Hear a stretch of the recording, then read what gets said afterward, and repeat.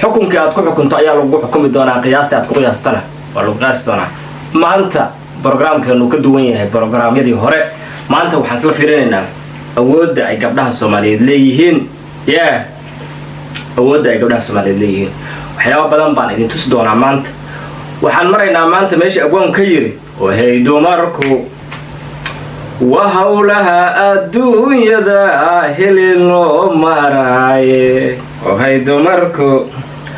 وهرقبو بالدمالو هم في يأكل إلي هيدو مركو وهلي يلايان نفتو كهاري ويدي دمركو وعين بعين هل كان يعني دي صمدينا مانتا انتان هدان هيست كدافنا ninkan waa abwaan heesa badan ugu haya dad u baahantiin waa isu deeniya halkan waxaan kaga muuqda master Lee Caato wax yar aan isla dhageysan halal ugu damay aynasa oo aad marwadi channel haduu madaxweyne leeyahay wuxuu dhaamad qana marwadi madaxweyne marwadi dalka aniga laakiin marwadi channel ka noqoto hadda channel ka وانا مركي وغريس أودي أنا أيضا جلبي استعانة يا مان تورتين قسم مقنع ما دام أول إني سو جاري كذا تف قيبتها مقرنسة قيبتها وقيبتها استولادي وهي دوماركو وحولها الدنيا داهلين لو مراي ويل كان سوى نيروبي جوجا وحالتي السؤال تاعي بديس وطبعا دانيرا مستقبل كذا قاعد يكمله عجبر 18 سنة جرأة أمريكا شو كسرت أو سكريسة ولبه مركب ويلكم وحوس صورت على ديس اسكت وسطي صقوا برقعة كده USA يا الدنيا نعلى الدنيا بها كيا لكن ما حقول عين متقنن وهي دمركو وهرقبوا بالدمالو هم في إياكل إلو سنة ودم بيسي أصلا فيرنا فيديو قالنا كل عارف ما كان في صوره يغرفنا يلا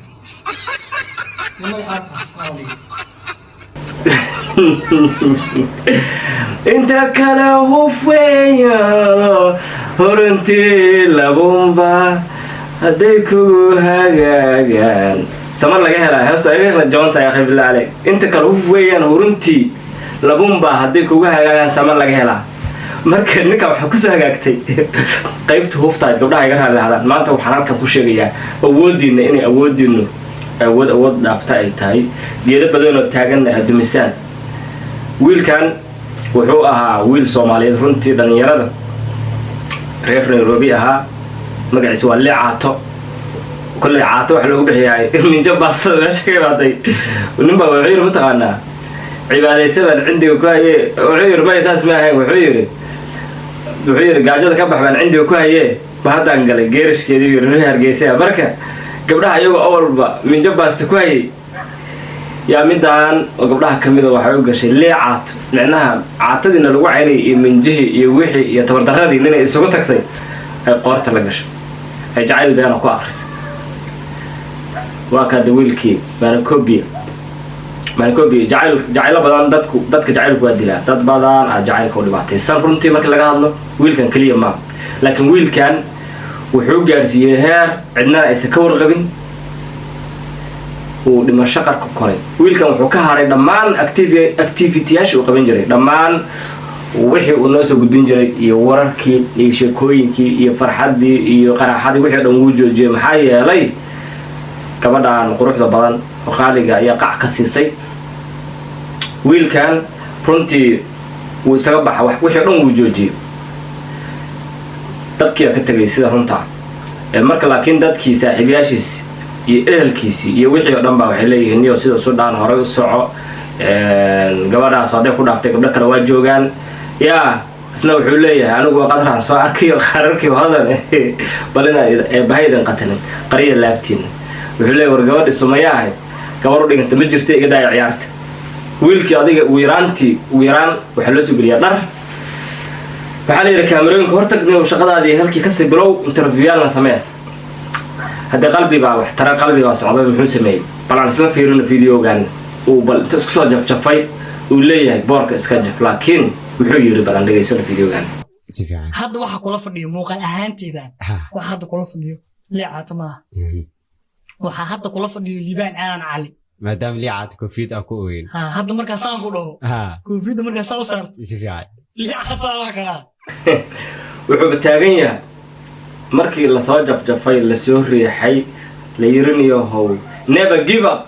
never ever give up la yiri waa runtii inuu qofku isdhiiba maaha wuxuu taagan yahay ani liicata maa macnaha ninkii qacdu ka yartay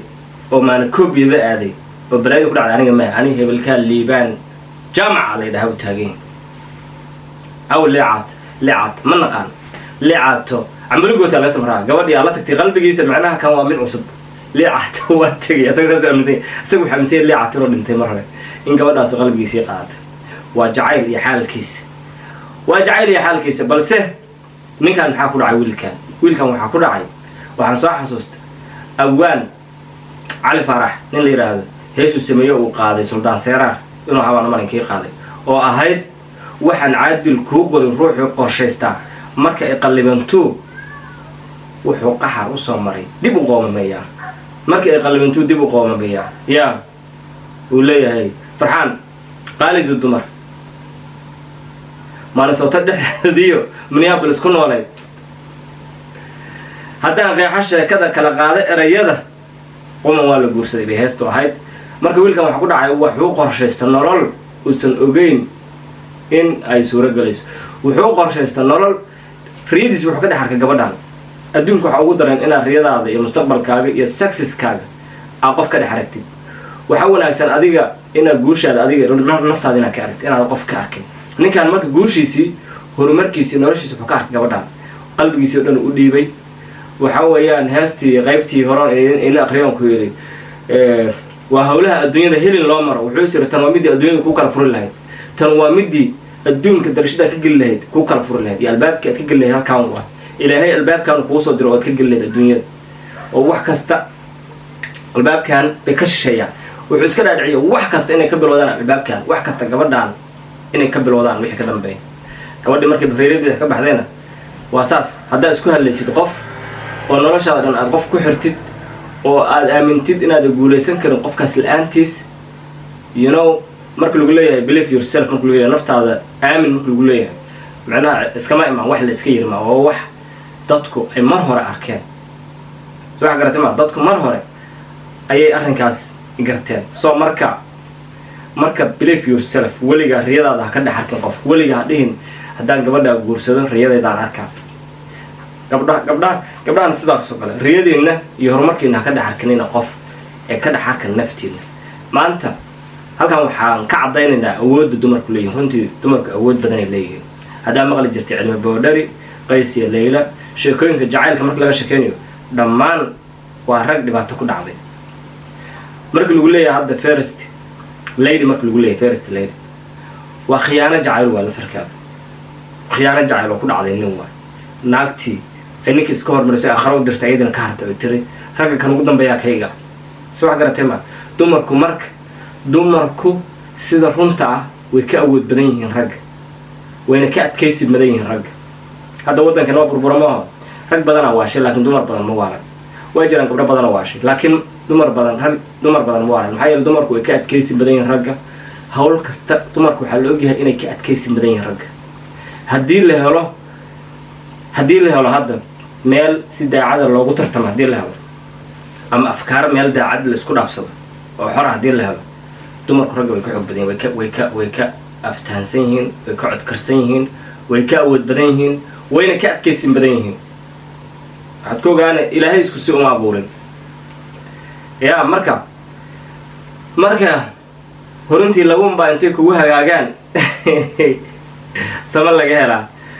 inta kale huf wayuu yiri abwaankii gabdhaha waxaan leenahay awoodiina anagu waa qirnay runtii aad iyo aad baan u qirnay madaxaana ku wataana qaasatan mararka qaarkood inta badan aan kaga hadlo qoysaska iyo hooyooyinka laakiin dumarku waana dhaleen waana soo koriyeen runtii dee haddii aysanba soo korin lahayn hooyo ima muuqateen gabdhaha awoodooda ima muuqateen maaragtay qoysku inuu ku dhisan yahay reerku inuu ku dhisan yahay hooyada markastoo hooyada maaragtay ay quman tahayna qoysku waa quman yahay markastoo hooyadu